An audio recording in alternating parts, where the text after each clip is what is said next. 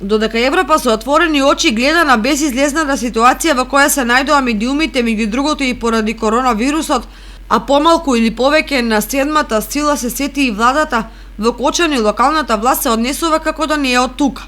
Дури 2 писмени иницијативи на 3 од 4 локални медиуми за подршка од страна на општината наидоа на ѕид од молчење и игнорирање. Советниците не сакале да ги стават на дневен ред и да дискутираат за нив. Во Европа работите стојат поинаку. Деновиве, Одборот за култура и образование на Европскиот парламент ја истакна потребата да се поддржат медиумите за да ги надминат последиците од кризата со COVID-19.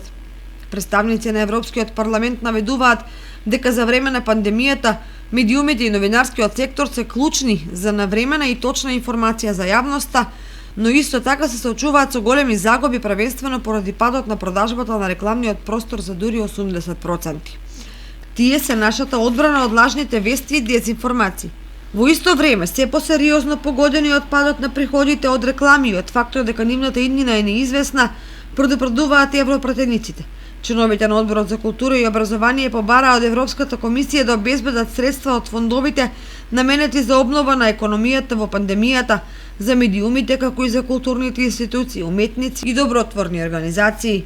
Прашањето на локално ниво е дали градоначалникот и советниците ќе им погледнат во очи на реалните проблеми или ќе ги игнорираат, само затоа што новинарите понекогаш ќе се дрзнат критички да реагираат на нивното работење.